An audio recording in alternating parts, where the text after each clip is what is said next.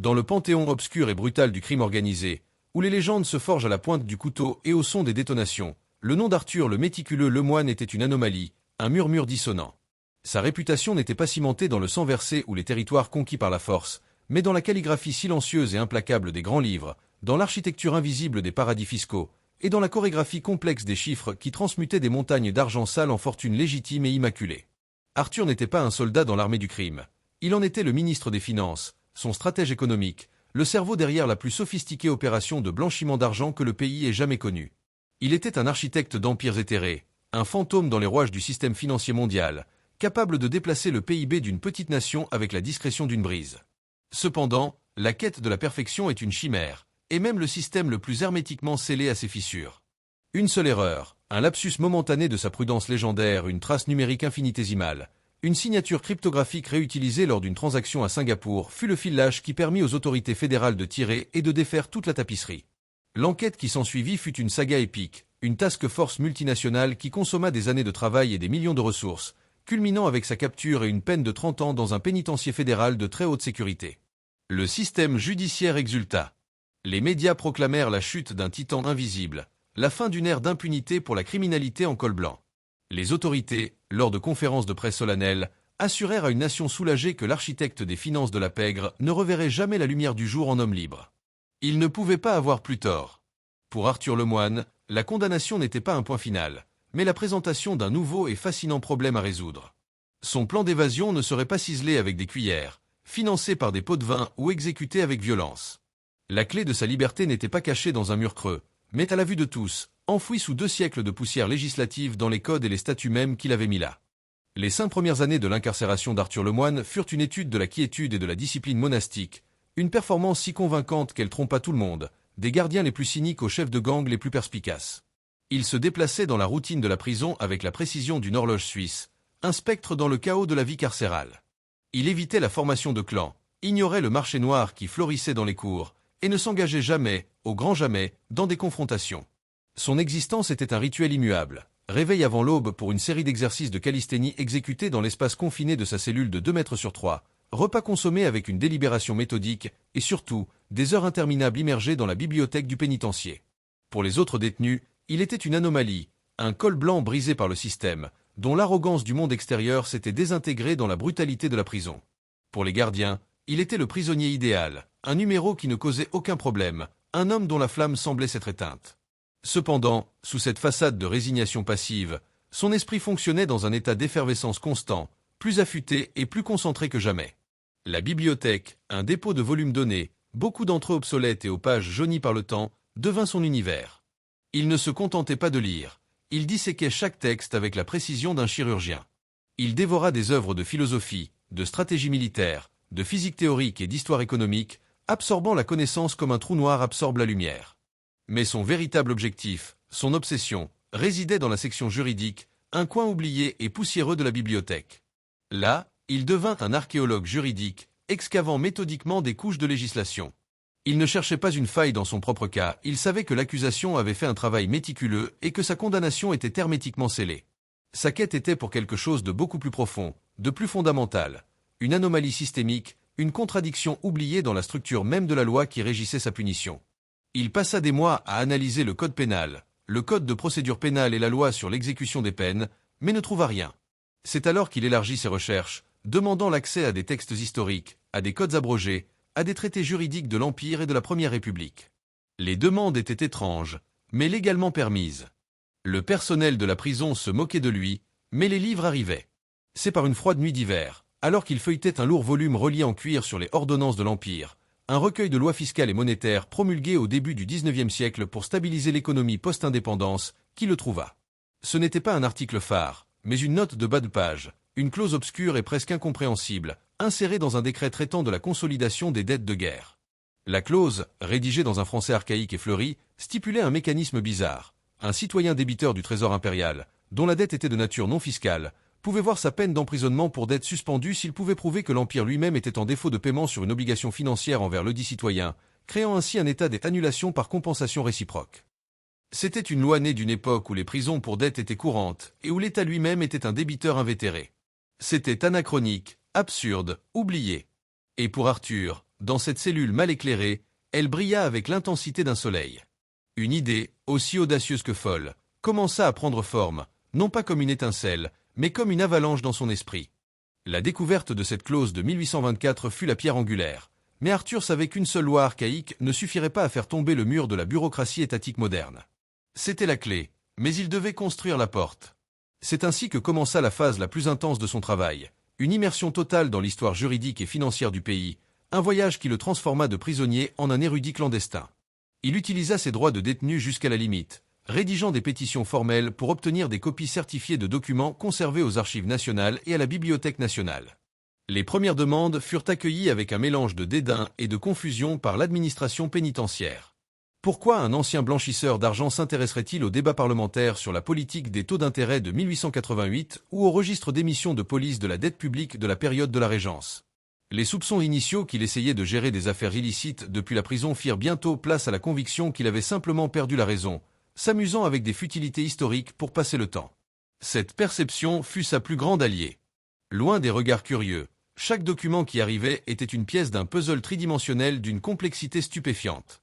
Travaillant sous la faible lueur de l'ampoule de secours du couloir, qui pénétrait dans sa cellule après l'extinction des feux, il passait les nuits à remplir des cahiers d'une calligraphie minuscule, créant des diagrammes de flux, des chronologies et des arbres de précédents juridiques.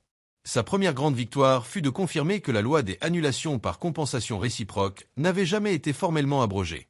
Comme beaucoup de lois de l'Empire, elle n'avait pas été abolie, mais simplement supplantée par des législations ultérieures, tombant dans un vide juridique, un fantôme dans le système. L'étape suivante consistait à trouver un pont qui relierait cette loi du XIXe siècle à sa situation au XXIe siècle. Il le trouva dans une série de lois et de décrets tout aussi obscurs. Il découvrit un dispositif dans la loi sur les faillites de 1945 qui, dans l'un de ses articles les plus techniques, reconnaissait la validité continue des obligations souveraines pré-républicaines aux fins de calcul des passifs des sociétés en liquidation.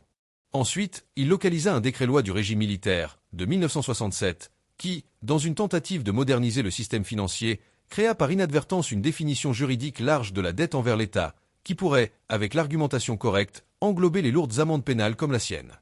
La pièce finale du puzzle était la plus improbable. Arthur devait devenir un créancier de l'État. Et pas seulement d'une dette quelconque, mais d'une de ses obligations souveraines pré-républicaines.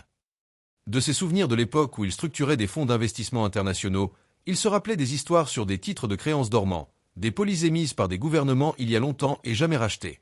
Il commença à orienter ses recherches dans ce domaine. Utilisant l'accès limité et surveillé à Internet de la bibliothèque, il passa des mois à retracer le destin d'une émission spécifique de police générale du Trésor impérial de 1872, émise pour financer l'expansion du réseau ferroviaire. Il découvrit qu'un lot important de ces polices avait été acquis par une banque d'investissement européenne qui fit faillite au début du XXe siècle. Les actifs de la banque furent pulvérisés, vendus et revendus au fil des décennies. Avec une patience surhumaine, il suivit la piste de papier numérique, à travers des fusions, des acquisitions et des liquidations, jusqu'à découvrir que les droits sur une fraction de ces polices impériales appartenaient désormais à une petite et obscure société de participation basée dans un paradis fiscal des Caraïbes. Une société que, par un coup de génie ou de chance incroyable, il avait lui-même créée des années auparavant dans le cadre d'une structure de société étagère pour l'un de ses clients. La société était inactive, mais légalement constituée. Il en était le bénéficiaire final. La logique qui se forma était aussi brillante qu'absurde.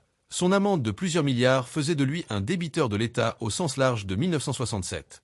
En tant que bénéficiaire de la société détenant les polices de 1872, il était, par extension, un créancier du Trésor, dont la validité était soutenue par la loi de 1945. Et, conformément à la loi impériale oubliée de 1824, lorsqu'un créancier de l'État devenait également son débiteur, l'annulation par compensation réciproque était obligatoire. Il ne demandait pas la clémence. Il exigeait l'exécution d'un contrat légal avec l'État lui-même. Avec sa théorie juridique et financière montée comme une machine de précision, Arthur passa à la phase d'exécution. Il savait que la moindre faille, le moindre faux pas, ferait s'effondrer tout le château de cartes. La présentation d'une thèse aussi hétérodoxe directement aux autorités pénitentiaires ou à un avocat pénaliste ordinaire entraînerait des rires, et au mieux, une évaluation psychiatrique. Il avait besoin d'une approche chirurgicale, d'une stratégie qui contournerait les couches inférieures du système et enfoncerait sa revendication au cœur du pouvoir judiciaire. La première étape consistait à valider ses recherches de manière indépendante, sans révéler son jeu. Il commença à correspondre avec des universitaires. Écrivant sous le prétexte d'être un chercheur indépendant travaillant sur une thèse sur l'histoire fiscale du pays, il envoyait des lettres à des professeurs de droit, des historiens et des économistes de renom. Les lettres étaient des chefs-d'œuvre de dissimulation, présentant ses arguments comme des énigmes théoriques. « Cher professeur », écrivait-il à un spécialiste du droit fiscal, « j'explore l'évolution de la définition de la dette souveraine. À votre avis, une obligation émise sous l'égide de la Constitution de 1824, jamais formellement répudiée, constituerait-elle encore un passif légal pour l'État français actuel ? À un historien du droit, il demandait « J'ai trouvé des références à un mécanisme de compensation des peines par les dettes à l'époque impériale. Serait-il possible, théoriquement, qu'un tel dispositif, s'il n'est pas expressément abrogé, conserve une forme d'applicabilité résiduelle en vertu du principe de la continuité de l'État ?» Les réponses, d'abord prudentes, devinrent plus engagées à mesure que les universitaires se montraient intrigués par la profondeur et l'originalité des questions. Arthur utilisait habilement l'opinion de l'un pour formuler la question suivante à un autre, construisant lentement un consensus académique fragmenté qui, une fois rassemblé, soutenait chaque pilier de sa thèse. Il obtenait, en pratique, des avis d'experts sans qu'ils le sachent. Parallèlement, il devait prendre le contrôle formel de la société caribéenne et de ses actifs. Pour cela, il avait besoin d'un avocat dans le monde extérieur. Pas un avocat pénaliste, mais un requin du droit des sociétés, jeune, ambitieux et surtout doté d'une boussole morale flexible. Par l'intermédiaire d'un ancien contact, il obtint le nom de maître Ricardo Bastos, un avocat en pleine ascension connu pour son intelligence féroce et sa volonté de naviguer dans les zones grises de la loi. La première rencontre au parloir de la prison fut tendue. Ricardo s'attendait à discuter de recours, d'appel, peut-être d'une réduction de peine. Au lieu de cela, Arthur, avec un calme déconcertant, déroula sa thèse pendant 2 heures ininterrompues, sans consulter une seule note. Il parla des ordonnances de l'Empire, de police ferroviaire, de précédents de droit administratif et de la théorie de la continuité de l'État. Ricardo, qui était entré dans la pièce avec l'arrogance de celui qui va traiter avec un criminel désespéré, vit son expression passer du scepticisme à l'incrédulité, puis à un état de choc respectueux. C'était l'affaire la plus insensée qu'il ait jamais entendue. C'était aussi la plus brillante. La possibilité de devenir l'avocat qui a libéré Arthur Lemoine non pas sur la base de son innocence, mais en forçant l'État à se plier à sa propre histoire oubliée, était une opportunité unique dans une vie. Il accepta. La première tâche de Ricardo fut de se rendre dans les Caraïbes, et en suivant les instructions cryptées d'Arthur, de réactiver la société étagère et de garantir la possession formelle des titres de la dette impériale. L'opération fut délicate, exigeant de naviguer dans un dédale de réglementation internationale et de s'assurer qu'aucune autre entité ne puisse revendiquer ses actifs. Avec la preuve de possession en main, le gambit de Lemoine était prêt. La requête fut rédigée. Ce n'était pas une demande d'habea corpus ou un appel. C'était une action déclaratoire d'extinction de la peine par compensation de créances souveraines, un titre aussi pompeux et archaïque que la loi sur laquelle elle se fondait. Il était sur le point de tirer le premier coup dans une guerre dont le système judiciaire ne soupçonnait même pas l'imminence. La requête initiale, déposée par maître Bastos auprès du juge de l'application des peines, fut accueillie comme une mauvaise plaisanterie.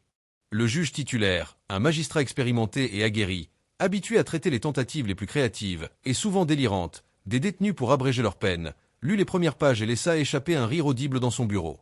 Compensation de créances souveraines de l'Empire ? Maître Bastos pense-t-il que nous sommes dans un tribunal de fiction historique ? Commenta-t-il à son assesseur.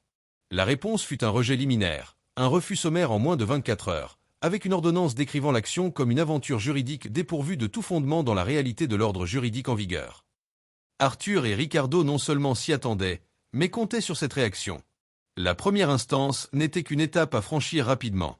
La véritable bataille commencerait dans les juridictions supérieures. Ricardo fit immédiatement appel auprès de la cour d'appel. Et c'est là que la nature méticuleuse de la préparation d'Arthur commença à porter ses fruits. Le dossier, montant désormais dans la hiérarchie judiciaire, n'était plus une simple requête, c'était un dossier volumineux. Il contenait non seulement la thèse centrale, mais aussi les annexes, copies authentifiées des décrets impériaux obtenus des archives nationales, preuves de possession des titres de créance, généalogie complexe des sociétés reliant Arthur à ces titres, et surtout, les avis voilés des universitaires, présentés comme doctrine de soutien. Devant la cour d'appel, la requête ne pouvait plus être rejetée comme frivole. Le ministère public fut appelé à présenter ses conclusions et pour la première fois, l'État dut prendre la menace au sérieux. Les procureurs, initialement confiants, se trouvèrent dans une position inconfortable. Ils tentèrent de faire valoir que la loi de 1824 était tacitement abrogée par désuétude. Maître Bastos contre-attaqua avec un principe fondamental du droit. Une loi ne peut être abrogée que par une autre loi ultérieure qui le déclare expressément ou qui est incompatible avec elle. La désuétude n'éteint pas une loi. Les procureurs firent valoir que la peine pénale ne pouvait être assimilée à une dette monétaire. Maître Bastos présenta le décret-loi de 1967 et la jurisprudence la plus récente de la Cour de cassation qui, dans des affaires fiscales, avait déjà reconnu la nature patrimoniale des amendes pénales. À chaque argument de l'État, Maître Bastos avait une réponse précise, un précédent, un article de loi qu'Arthur avait déterré. L'affaire commença à attirer l'attention des médias. Au début, le ton était à la moquerie. Le comptable de la mafia utilise une loi du temps de l'empereur pour tenter de sortir de prison, titraient les journaux. Les chroniqueurs judiciaires traitaient l'affaire comme une curiosité bizarre. Mais, à mesure que la cour d'appel tardait à rendre sa décision, et que les détails de l'argumentation d'Arthur fuitaient dans la presse, le ton commença à changer. Des experts juridiques, interviewés à la télévision, admettaient, à contre-cœur, que la logique, bien qu'extraordinaire, était techniquement impeccable. La société, qui avait autrefois célébré son emprisonnement, assistait maintenant fascinée à cette partie d'échec intellectuel. Arthur, le méchant, se transformait en anti-héros, un David solitaire utilisant la fronde même de la loi contre le Goliath de l'État.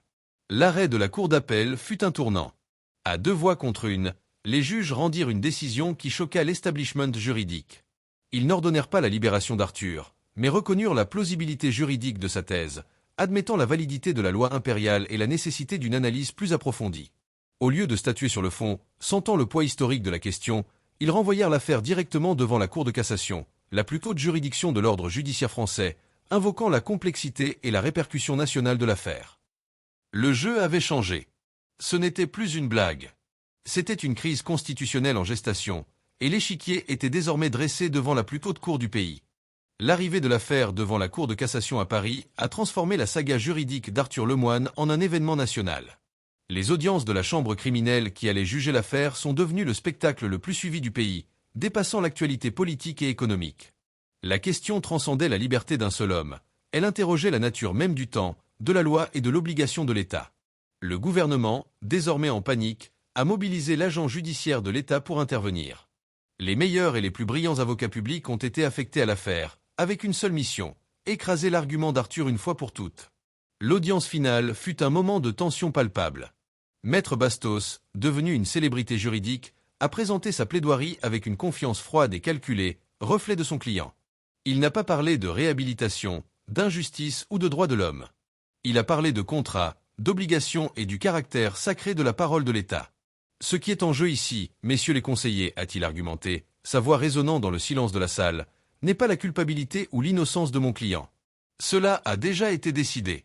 Ce qui est en jeu, c'est de savoir si l'État français est une entité continue, liée par les promesses qu'il a faites en 1872 de la même manière qu'il est lié par les lois qu'il a promulguées hier. Si la loi est, en fait, ce qui nous distingue de la barbarie, alors elle doit s'appliquer à tous, y compris à l'État lui-même, même lorsque c'est incommode. Surtout lorsque c'est incommode. L'avocat général, dans sa réplique, fut passionné. Il parla du danger pour la sécurité juridique, du précédent catastrophique qu'une telle décision ouvrirait. Il a brossé un tableau apocalyptique de chaos fiscal, avec des descendants de créanciers de l'Empire sortant de l'ombre pour réclamer des fortunes. Nous parlons d'un criminel condamné, un maître de la manipulation, qui tente maintenant de se moquer de la justice avec une technicité poussiéreuse, a-t-il tonné. Mais son argumentation, bien qu'émotionnellement puissante, manquait de la précision chirurgicale de la logique d'Arthur. Il argumentait contre les conséquences de la loi, non contre la loi elle-même. Les conseillers de la Cour de cassation, des hommes et des femmes qui ont consacré leur vie à l'étude du droit, ont tout écouté dans un silence impassible. Après les plaidoiries, ils se sont retirés pour délibérer.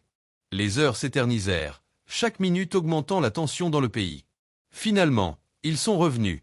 Le président de la Chambre, un juriste connu pour son purisme technique, a commencé à lire son arrêt. Il a méthodiquement démonté chacun des arguments de l'avocat général.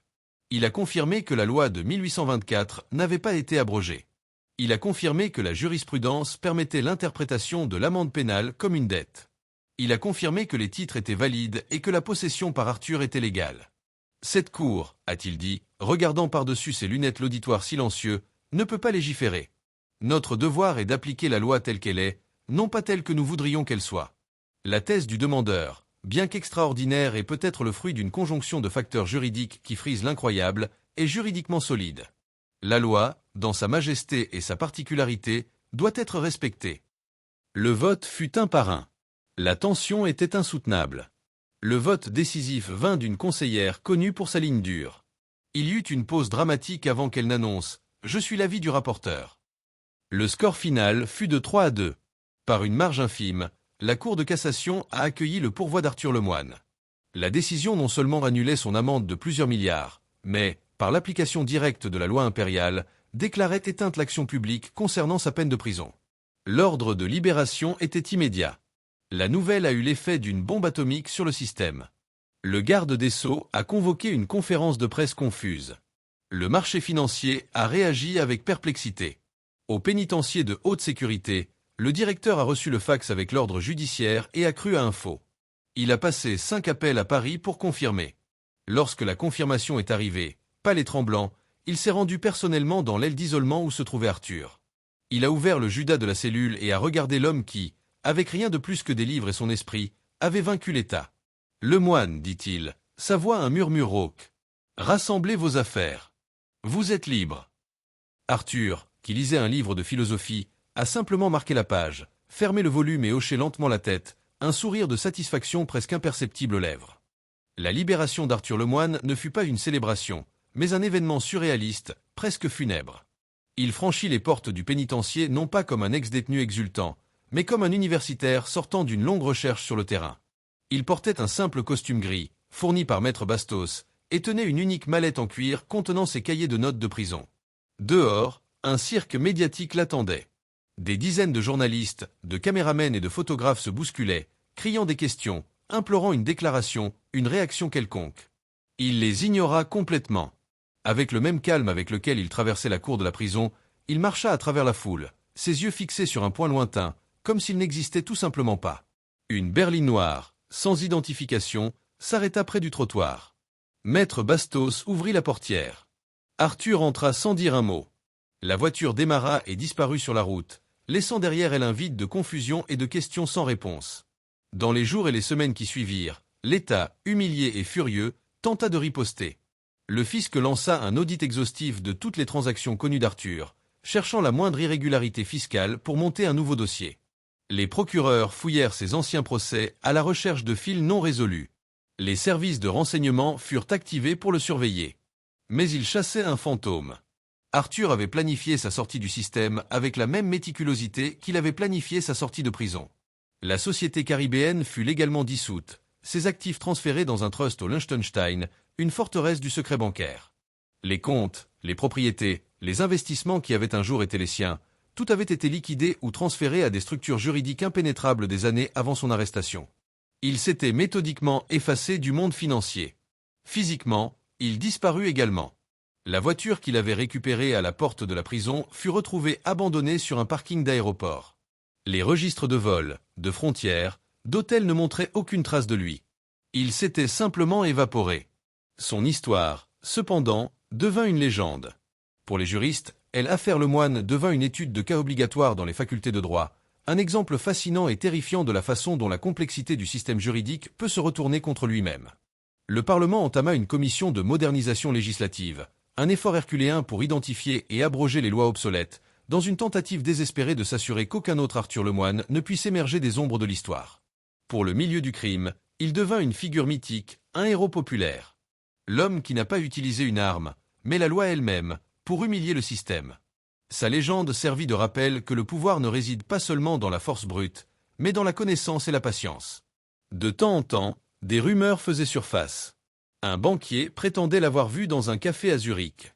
Un navigateur jurait l'avoir reconnu sur une île isolée de Polynésie. Un hacker disait avoir tracé une transaction anonyme de plusieurs milliards de dollars qui n'aurait pu être orchestrée que par lui. Mais rien ne fut jamais confirmé. Arthur Lemoine était devenu ce qu'il avait toujours été par essence, une abstraction, une idée. Il avait prouvé que la prison ultime n'est pas faite de murs de béton et de barreaux d'acier, mais des limites de l'imagination. Et, contrairement aux murs du pénitencier, les limites de son esprit étaient inexistantes. Il n'est pas seulement sorti par la grande porte, il a réécrit les règles du jeu, puis a disparu de l'échiquier, laissant le monde derrière lui, à contempler l'espace vide où se trouvait autrefois le roi.